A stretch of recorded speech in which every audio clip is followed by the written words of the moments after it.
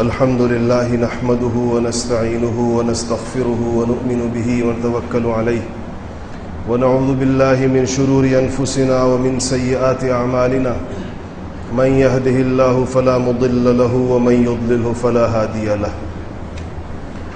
ونشهد أن لا إله إلا الله وحده لا شريك له ونشهد أن سيدنا وسندنا وحبيبنا وشفيعنا ومولانا محمدا عبده ورسوله أما بعد فأعوذ بالله من الشيطان الرجيم بسم الله الرحمن الرحيم قال الله سبحانه وتعالى من المؤمنين رجال صدقوا ما عاهدوا الله عليه فمنهم من قضى نحبه ومنهم من ينتظر وما بدلوا تبديلا صدق الله العظيم۔ میرے عزیز دوستوں، بھائیوں، میرے بزرگوں، ایک آیت آپ کے سامنے قرآن کریم کی پڑھی ہے، اور یہ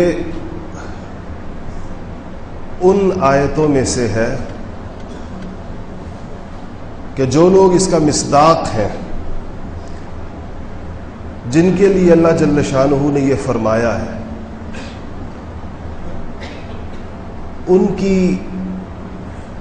کامیابیاں اور اللہ جل شانہ کی نگاہ کے اندر ان کا مقام اور عظمت ایسی واضح اور روشن ہے کہ حضرات صحابہ کو یہ تجسس اور ٹوہ ہوتی تھی کہ اللہ جل شانہ نے یہ کس کے بارے میں کہا ہے، وہ کون ہیں وہ خوش قسمت لوگ جن کے لیے اللہ جل شانہ اتنی بڑی ان کو سند عطا فرما رہے ہیں کہ کہا اللہ جل شانہ کہ من المؤمنین رجال، کہ اہل ایمان میں سے، رجال رجل کی جمع ہے اور رجل مرد کو کہتے ہیں عربی کے اندر، کہ اہل ایمان میں سے ایک گروہ ایسا ہے، من المؤمنین یعنی وہ لوگ ہیں مسلمانوں مومنوں میں سے، لیکن ایک الگ گروہ ہے، ایک الگ جماعت ہے۔ اس گروہ کی خصوصیت کیا ہے؟ صدقوا ما عاہدوا اللہ علیہ، انہوں نے اللہ جل شانہ کے ساتھ جو عہد اور جو پیمان کیا، اللہ کے ساتھ انہوں نے جو وعدہ کیا، اس وعدے کے اندر وہ بالکل سچے اور پورے اترے۔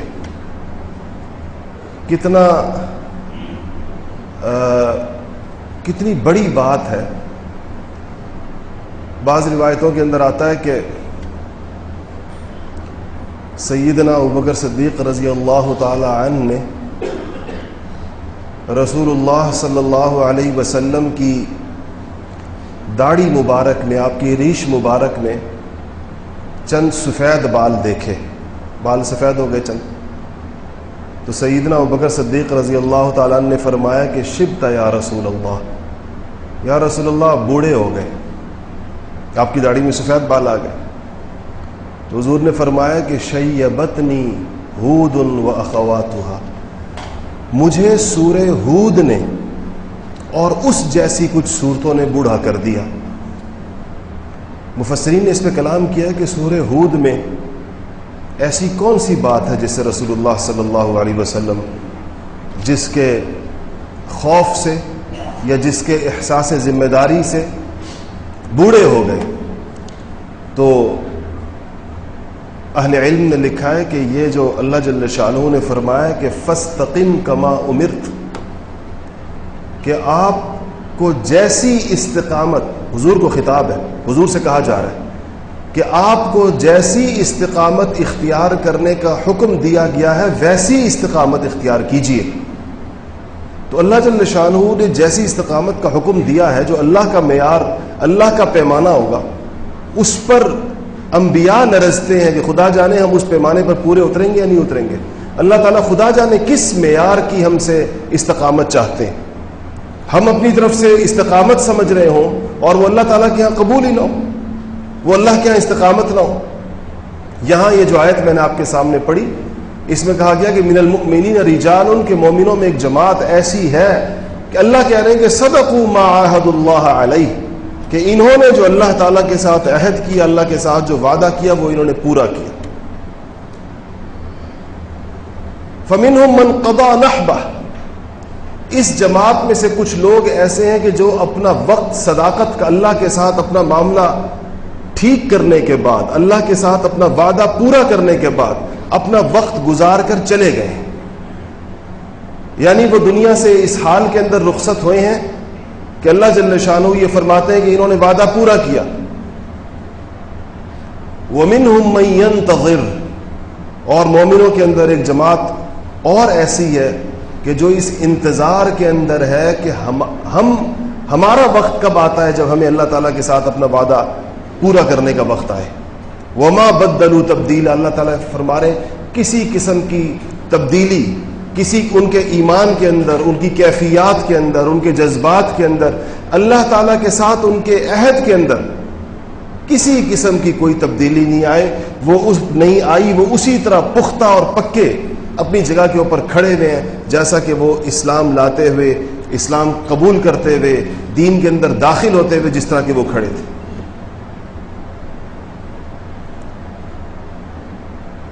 علامہ اقبال نے کہا ہے نا کہ چنگویم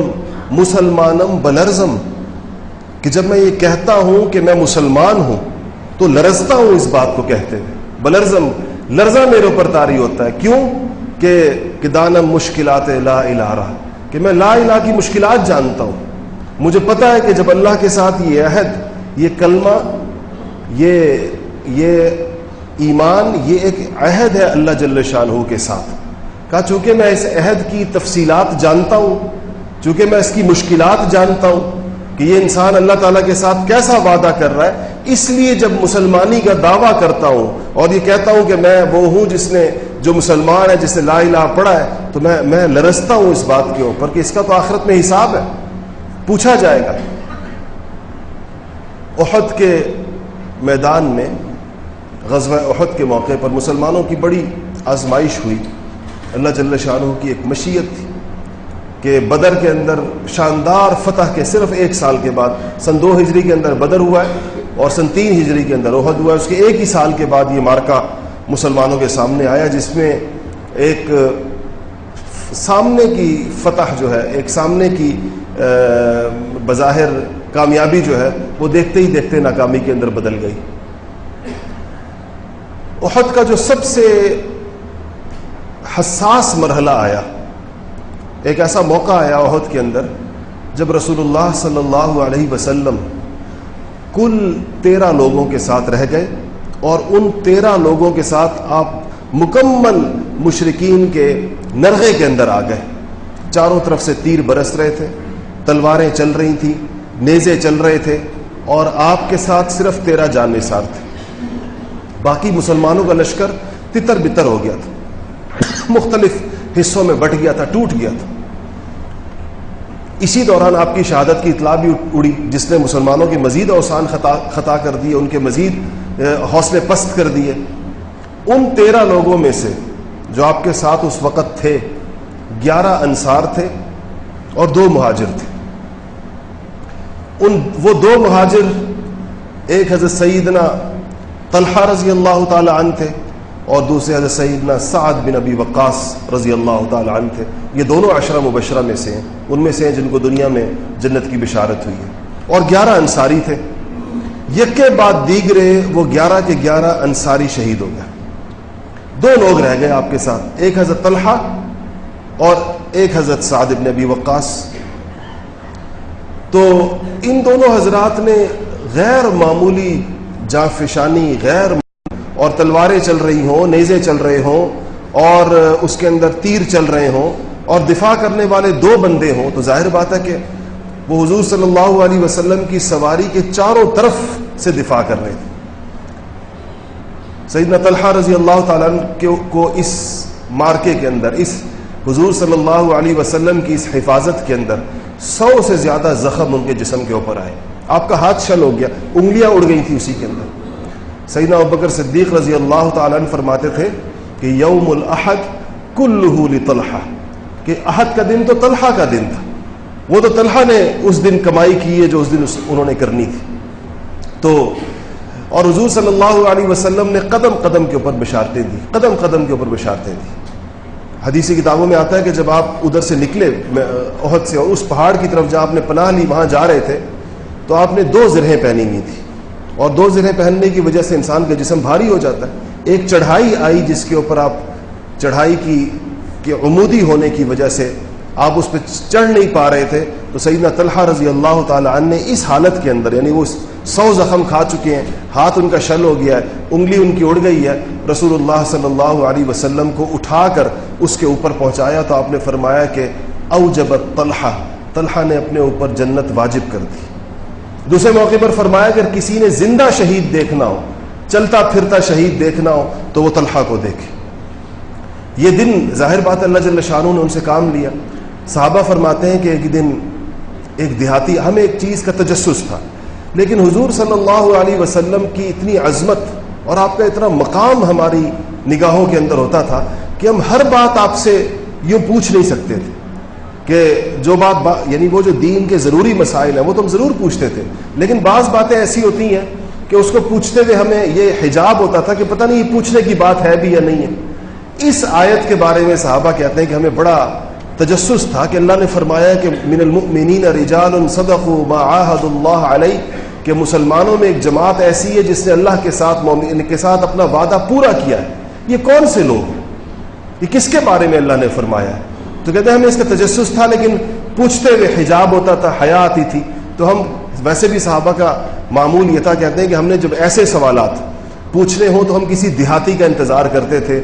اطراف کے دیہاتوں سے بدو آیا کرتے تھے، یعنی وہ دیہاتی قسم کے اعرابی آتے تھے، تو ہم ان سے کہا کرتے تھے، وہ ہر بات پوچھ لیا کرتے تھے، ان کو اتنا زیادہ اس بات کی پرواہ نہیں ہوتی تھی، پوچھتے وہ تھے، ہمیں بھی جواب مل جاتا تھا. تو کہتے ہیں ایسے ہی ایک صاحب آئے اور وہ دیہاتی تھے. ہم نے ان سے کہا کہ یہ آیت حضور سے پوچھو ذرا کہ اس آیت میں اللہ تعالیٰ نے کن لوگوں کا ذکر کیا ہے جنہوں نے اللہ کے ساتھ اپنے وعدے کو پورا کیا ہے. تو وہ تو اعرابی تھے، دیہاتی تھے. سیدھا حضور کے پاس گئے، کہا کہ یا رسول اللہ اس آیت کے اندر کون لوگ مراد ہیں اللہ جل شانہ کی؟ تو آپ نے چہرہ مبارک دوسری طرف کر لیا، اعراض کیا، آپ نے اگنور کیا اس سوال کو. تو وہ دوسری طرف سے گئے اور دوبارہ سوال کیا. پھر آپ نے دوسری طرف، پھر تیسری طرف سے گئے، پھر سوال کیا. 3 دفعہ پوچھا، آپ نے جواب نہیں دیا. سیدنا طلحہ رضی اللہ تعالیٰ عنہ اس حدیث کو خود روایت فرماتے ہیں. کہتے ہیں آپ نے 3 دفعہ میں جواب نہیں دیا اور مسجد میں تھے آپ. کہ اتنے میں مسجد کے اندر داخل ہوا. طلحہ فرماتے ہیں، کہتے ہیں میں مسجد میں داخل ہوا تو حضور نے پوچھا کہاں گیا وہ شخص جو مجھ سے پوچھ رہا تھا کہ من المؤمنین رجال صدقوا ما عاهدوا اللہ علیہ کے اندر کون لوگ مراد ہیں؟ تو وہ آدمی سامنے آ گیا، رسول اللہ میں نے پوچھا. تو آپ نے طلحہ کی طرف اشارہ کر کے کہا کہ یہ مراد ہے اللہ تعالیٰ کا. اللہ نے ان لوگوں کے بارے میں فرمایا کہ یہ وہ لوگ ہیں جنہوں نے اللہ کے ساتھ اپنے، یعنی حضرت طلحہ کی طرف اشارے سے مراد پوری جماعت صحابہ کی طرف اشارہ ہے کہ یہ وہ لوگ ہیں جنہوں نے اللہ کے ساتھ اپنے عہد کو نبھایا ہے. کہ جب انہوں نے یہ طے کیا کہ جب اللہ جل شانہ کا حکم ہوگا جان دینے کا تو جان دیں گے، نبی کا کلمہ پڑھا ہے تو نبی کا دفاع کریں گے، اپنی جانیں قربان کر کے نبی کو بچائیں گے. نبی کے سامنے ڈھال بن کر یہ لوگ سارے غزوات کے اندر کھڑے ہوئے یا نہیں کھڑے ہوئے. حضور صلی اللہ علیہ وسلم کے بعد بھی جتنی غزوات ہوئیں اس کے اندر ان لوگوں نے جو اسلام کا تقاضا تھا اس کے مطابق عمل کیا. جیسے یہ حضرات کلمہ پڑھ کر لا الہ الا اللہ محمد الرسول اللہ پڑھ کر اپنے آپ کو اس بات کا ذمہ دار سمجھتے تھے کہ ہم ایک عہد میں اللہ تعالیٰ کے ساتھ داخل ہو گئے، ہم نے اللہ کے ساتھ ایک معاہدہ کیا. بالکل ایسا ہی عہد ہم سب نے بھی کیا اللہ تعالیٰ سے، ایک فرق کے ساتھ ہے. شاید فرق یہ ہے کہ ان حضرات نے کلمہ اپنے شعور کی زندگی کے اندر جب سارے کے سارے بالغ ہو گئے تھے، بڑے ہو گئے تھے، اس وقت ایک پورے شعور کے ساتھ، ایک سمجھ کے ساتھ، ایک اختیار کے ساتھ پڑھا. اور مجھے اور میری اور آپ کی خوش قسمتی ہے، لیکن وہ خوش قسمتی ہمارے لیے ایک رکاوٹ بن گئی کہ ہمیں یہ پتہ نہیں چلا کہ ہم نے کلمہ کب پڑھا، کیونکہ مسلمان پیدا ہوئے، پیدائشی طور پر مسلمان تھے، اور ہمیں پتہ ہی نہیں چلا کہ یہ عہد، یہ جو لا الہ الا اللہ کا عہد ہے، یہ ہماری طرف کس وقت متوجہ ہوا. عہد لا الہ الا اللہ ہے کیا؟ یعنی جب ایک انسان کہتا ہے کہ لا الہ الا اللہ، کہ کائنات کے اندر، دنیا کے اندر اور دنیا سے باہر اللہ جل شانہ کے علاوہ کوئی الہ نہیں، اس کا مطلب کیا؟ اگر ہم میں سے کسی سے یہ پوچھا جائے کہ آپ اس کو بیان کریں، دیکھیں یہ مسلمانی کی، اسلام کی بنیاد ہے، اور شاید اگر ہم سے پوچھا جائے کہ آپ اس پہ بات کریں، بتائیں، سمجھائیں، کوئی غیر مسلم ہم سے پوچھ لے، کوئی نو مسلم ہم سے پوچھ لے کہ آپ مجھے لا الہ الا اللہ کی تفصیل بتائیں کہ کیا ہے، اس سے مراد کیا ہے، تو شاید ہم چند دو چار رٹے رٹائے جملوں کے علاوہ ہم اسی کوئی تفصیل بیان نہیں کر سکتے۔ اس سے اللہ جل شانہ جب یہ کہنے والا، یہ وہ کیا چیز ہے جس کو اقبال کہتے ہیں کہ میں اس کی مشکلات جانتا ہوں، اس لیے لرزتا ہوں جب لا الہ الا اللہ کہتا ہوں، کہ یہ زبان کے بول ہیں لیکن اس کے پیچھے ایک حقیقت درکار ہے، اس کے پیچھے ایک حقیقت ہے کہ اگر انسان اس کے اوپر کھڑا ہے تو واقعی اس کا کلمہ پھر کلمہ ہے۔ آخر اس کلمے میں وہ کون سا وزن ہے جو رسول اللہ صلی اللہ علیہ وسلم نے فرمایا کہ اگر ایک پرچی پر اس کو لکھ دیا جائے اور ترازو کے ایک پلڑے کے اندر ڈال دیا جائے اور ترازو کے دوسرے پلڑے کے اندر دنیا و ما فیہا،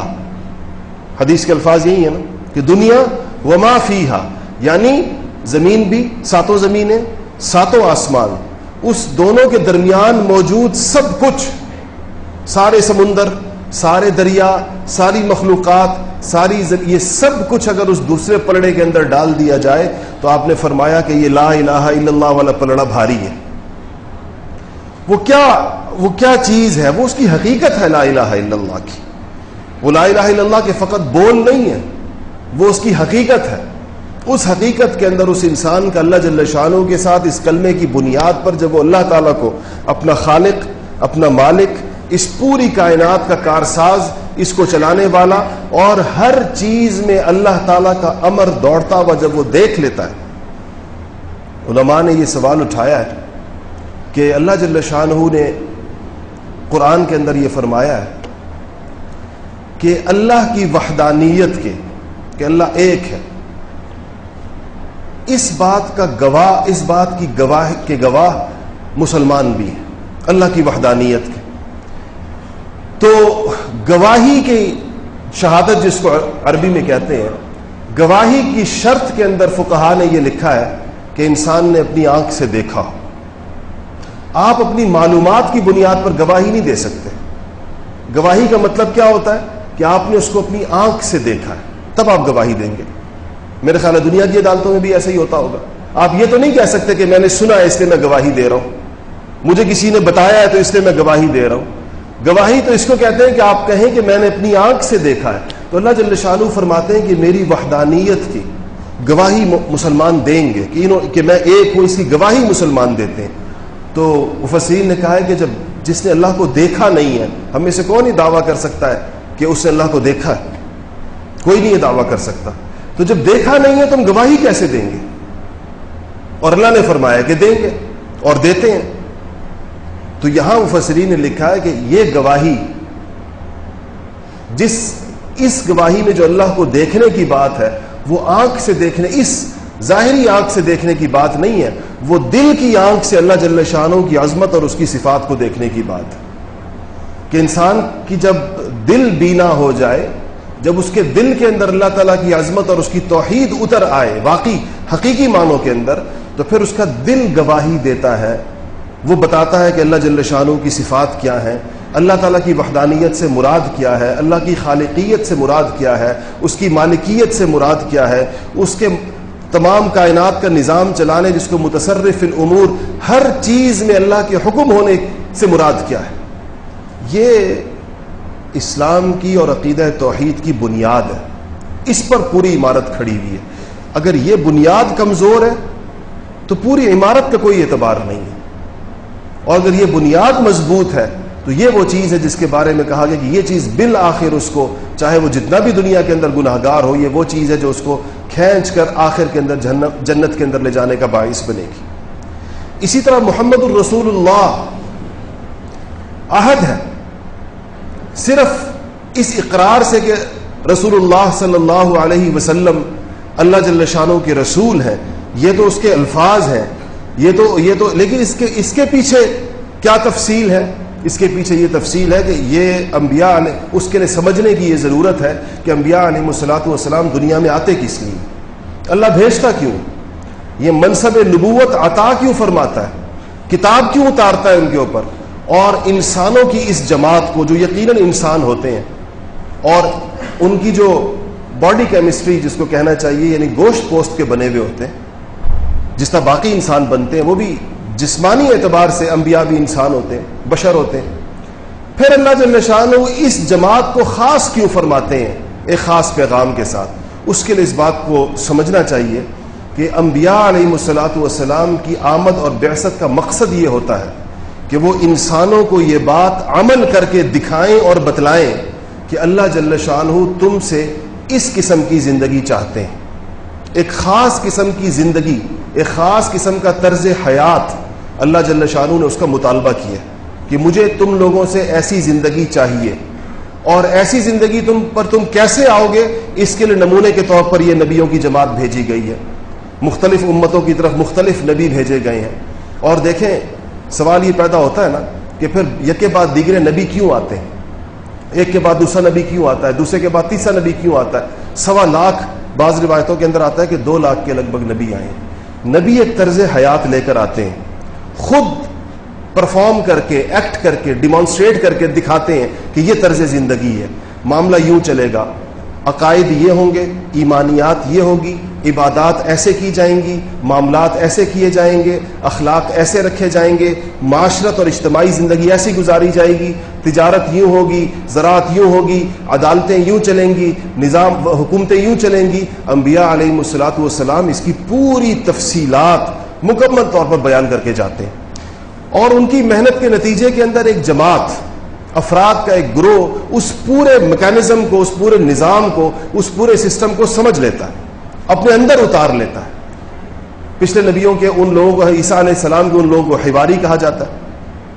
اور حضور صلی اللہ علیہ وسلم کی اس جماعت کو صحابہ کہا جاتا ہے۔ یہ لوگ سمجھ لیتے ہیں اس پورے نظام، نبی کو دیکھ دیکھ کر، اس کی صحبت کی برکت سے پورے نظام کو سمجھ جاتے ہیں۔ تو پچھلے نبیوں کے اندر بھی ان کی جماعتوں نے، ان کے لوگوں نے جن پر انہوں نے محنت کی، وہ اس بات کو سمجھے، اور نبیوں کے جانے کے بعد وہ انسانیت کے سامنے وہی نمونہ کھڑا کر دیتے ہیں، پوری عالم انسانیت کے سامنے، پوری دنیا کو بتاتے ہیں کہ یہ نبیوں کا طریقہ ہے، آسمانوں سے اترا وہ طرز زندگی ہے، اور اللہ کا مطالبہ ہے، اللہ کو چاہیے تم سے اس طریقے سے، اس کے علاوہ کوئی رستہ نہیں ہے تمہارے پاس۔ جب وہ قومیں، جب وہ امتیں اپنے نبیوں کے پیغام کو فراموش کر دیتی ہیں،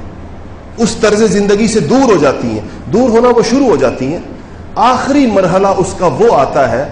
جب ان امتوں کے علماء بھی اس طرز کو چھوڑ دیتے ہیں۔ یہ زوال کا آخری نقطہ ہوتا ہے کہ امت کے جو علماء ہوتے ہیں وہ بھی کرپٹ ہو جاتے ہیں، وہ بھی احکامات خداوندی کے اندر اونچ نیچ کرنا شروع کر دیتے ہیں، جیسے علماء یہود کرتے تھے، جیسے علماء نصارہ کرتے تھے۔ جب یہ مرحلہ آ جاتا ہے تو یوں سمجھے کہ پورا نظام فاسد ہو جاتا ہے، کتاب بدل دی جاتی ہے، اس میں تحریف ہو جاتی ہے، قومیں وہ زندگیاں گزارنا چھوڑ دیتی ہیں، حتیٰ کہ ان کے علماء بھی بدل جاتے ہیں، وہ بھی اپنے معاشرے جیسے ہو جاتے ہیں، جیسے لوگ کہتے ہیں نا جیسی روح ویسے فرشتے، جیسی قوم ہوتی ہے ویسے مولوی ہوتے ہیں، علماء ہوتے ہیں، وہ کوئی آسمان سے تو نہیں اترے ہوتے، اسی مخلوق میں سے وہ بھی نکلے ہوتے ہیں۔ پھر اللہ جل شانہ جب اس فساد کو دیکھتے ہیں کہ اب پوری دنیا کے اندر کہیں پر بھی نبیوں کے پیغام کو بتانے والی کوئی جماعت نہیں رہی، نبیوں کی زندگیوں کو پیش کرنے والے لوگ نہیں رہے، انسانیت کے سامنے حقانیت کی دعوت و تبلیغ والی جماعت نہیں رہی، تو اللہ جل شانہ پہ نئے نبی کو بھیج دیتے تھے، بعض اوقات پرانی کتاب کے ساتھ، بعض اوقات نئی کتاب کے ساتھ۔ نیا نبی آتا ہے ایک نئے جوش اور ولولے کے ساتھ، لوگوں کو پھر اللہ تعالیٰ کے ساتھ جوڑتا تھا۔ یہی سلسلہ، یہ 1.25 لاکھ نبی اس لیے آئے اس دنیا کے اندر، اور کبھی ایک وقت کے اندر کئی آتے تھے، کیونکہ ان نبیوں کو علاقہ دیا جاتا تھا کہ ایک نبی مصر کے لیے تو ایک نبی شام کے لیے، ایسا بھی ایک وقت میں بنی اسرائیل کے اندر کئی نبی مبعوث ہوئے۔ محمد الرسول اللہ صلی اللہ علیہ وسلم آخری نبی ہے، آپ کے اوپر اللہ نے نبوت کا دروازہ بند کر دیا۔ اس کے بعد ایک بات طے ہے، اللہ نے دو چیزیں طے ہیں، ایک یہ کہ اس کتاب میں تبدیلی نہیں ہو سکتی، اللہ نے خود اس کا ذمہ لیا، وَإِنَّا نَحْنُ نَزَّلْنَا الذِّكْرَ وَإِنَّا لَهُ لَحَافِظُونَ، اللہ نے فرمایا یہ قرآن ہم نے اتارا ہے، ہم خود اس کی حفاظت کریں گے۔ انجیل کی طرح انجیل کی حفاظت نصارہ کے ذمے تھی، یا تورات کی حفاظت یہود کے ذمے تھی، یا زبور کی حفاظت اس قوم قوم کے پاس تھی، اس قرآن کی حفاظت میرے اور آپ کے ذمے نہیں، اللہ جل شانہ نے اپنے ذمے لی ہے۔ ایک تو یہ محفوظ رہے گا قیامت تک، اور اس کی وجہ بھی بڑی واضح ہے کہ اور کتاب نہیں آنی۔ اگر کوئی اور کتاب آنی ہوتی تو اس کے ساتھ بھی وہی معاملہ ہوتا جیسے پچھلی کتابوں کے ساتھ ہوا۔ دوسرا، ایک نہ ایک جماعت، انسانوں کا ایک نہ ایک گروہ پوری دنیا میں کہیں نہ کہیں انبیاء علیہ الصلوۃ والسلام کی زندگیوں کا نقشہ انسانیت کے سامنے پیش کرتا رہے گا۔ یہ لوگ زندہ رہیں گے دنیا کے اندر کہ جن کو دیکھ کر، جن کے ساتھ رہ کر، جن کے معاملات کو دیکھ کر، جن کے اخلاق کو دیکھ کر، جن کی عبادات کو دیکھ کر، جن کے ایمان کو دیکھ کر، جن کی صداقت امانت کو دیکھ کر، جن کے حیا اور حوصلے کو دیکھ کر، جن کی شجاعت اور سخاوت کو دیکھ کر، جن کی تجارت اور زراعت کو دیکھ کر، جن کی عدالت اور حکومت کو دیکھ کر لوگوں کو یہ تصور ملے گا اور یہ نقشہ ملے گا کہ انبیاء علیہ الصلوۃ والسلام کی زندگیاں ایسی ہوا کرتی تھی۔ یہ نبیوں کی لائی ہوئی زندگیوں کی تصویر ہے جو ان لوگوں کے اندر، یہ اللہ جل شانہ دنیا میں اس کو اٹھائیں گے نہیں، قیامت تک ختم نہیں فرمائیں گے، کیونکہ اگر یہ اٹھ گیا تو لوگوں کے اوپر سے اس بات کا وجوب اٹھ جائے گا کہ آخر لوگ کیسے عمل کریں، کس کو دیکھ کر عمل کریں، کس چیز پر عمل کریں۔ یہ لوگ موجود رہیں گے اس دنیا کے اندر۔ مطالبہ مسلمانوں سے یہ ہے، اور یہ امانت مسلمانوں کے حوالے ہے کہ یہ اس چیز کو پوری انسانیت کے سامنے پیش کریں، انسانیت کو دکھائیں اور بتائیں۔ اور یہ اس کلمے کا عہد جو ہے، جو میں نے آیت شروع کے اندر پڑھی، اللہ تعالیٰ کے ساتھ جو عہد مختلف لوگوں نے کیا، یہ عہد میں نے اور آپ نے بھی کیا۔ اب ہمیں کبھی کبھی اس پر غور کرنا چاہیے، کبھی اس پہ سوچنا چاہیے کہ اس عہد کے بعد میری زندگی کا وہ کون سا پہلو ہے جو اگر میں کسی کے سامنے رکھوں تو اس سے نبیوں کی زندگی کی جھلک آئے،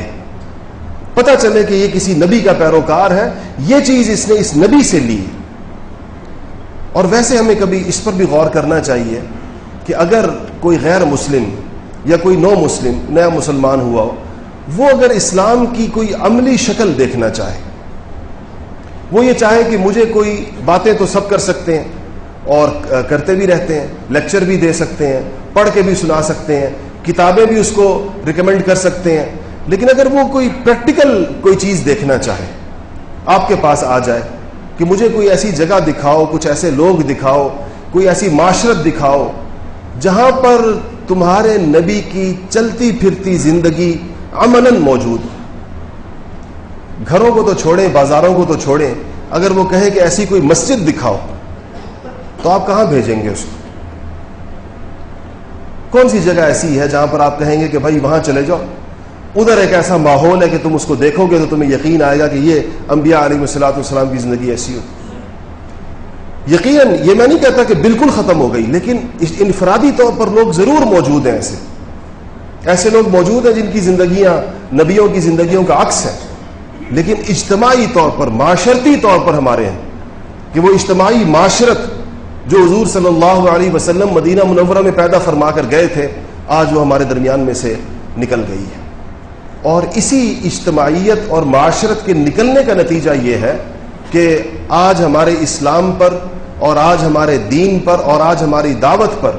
غیر مسلموں میں سے کوئی بھی اعتماد کرنے کو تیار نہیں ہے، کشش نہیں رہی اس دعوت کے اندر کوئی۔ ہم جتنے مرضی آپ تقریریں کروا لیں ہم سے، آپ جتنے مرضی لیکچر ہم سے دلوا دیں، لیکن لوگ تو کسی عملی چیز کا مطالبہ کرتے ہیں۔ لوگ تو یہ کہتے ہیں کہ ہمیں کوئی پریکٹیکلی کچھ دکھائیں، ہوتا ہوا نظر آئے۔ جو کچھ آپ لوگ بول رہے ہیں، جو آپ بتاتے ہیں، یہ آپ کے ہاں جو پیمانے ہیں خیر و شر کے، نیکی اور برائی کے، عملاً یہ کس معاشرے کے اندر موجود ہے؟ یہ مسلمانوں کی اتنی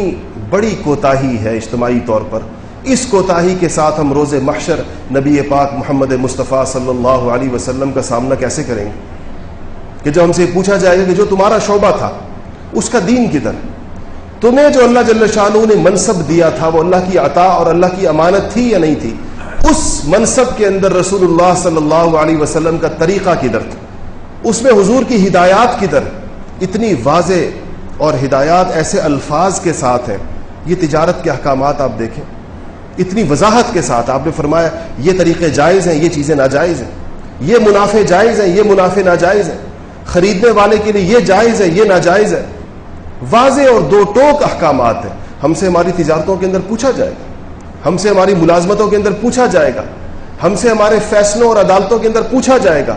کہ یہ جو منصب تم لوگوں کے, یہ جو تم لوگ اپنے دائرہ کار کے اندر, اپنے گھر کے اندر, اپنے بازار کے اندر, اپنے دفتر کے اندر جو تمہارا دائرہ کار تھا, یہ جو روایت آپ ہمیشہ سنتے ہیں حدیث شریف, میرے خیال آپ سب نے بارہا سنی ہوگی کہ کلکم راع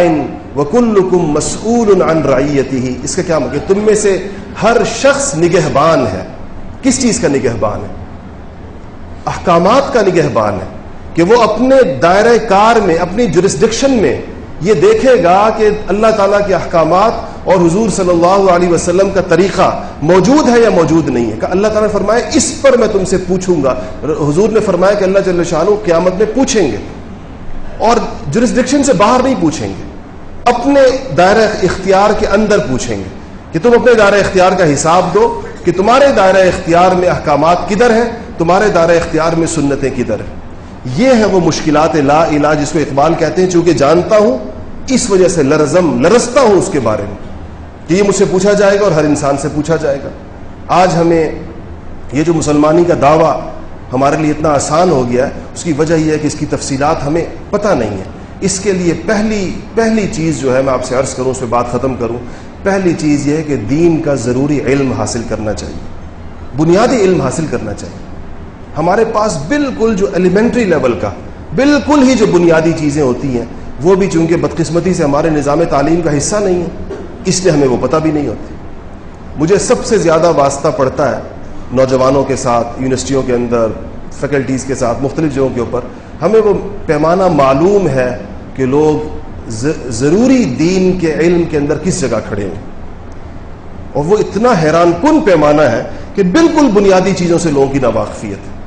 عام طور پر, عمومی طور پر, اور اچھے خاصے تعلیم یافتہ سمجھے جانے والے حلقوں کے اندر بھی. باقی دیہاتوں کے اندر اور دوسری جگہوں کے اوپر تو آپ پوچھیں نا. اس کی ہمیں اب سب سے پہلی ذمہ داری علم اور آگہی ہے. جب انسان کو علم آتا ہے تو اس کو پتہ چلنا شروع ہوتا ہے کہ میرے ذمہ کیا کیا ہے. اللہ جل شانہ مجھے اور آپ کو, ہم سب کو ضروری علم حاصل کرنے کی توفیق نصیب فرمائے.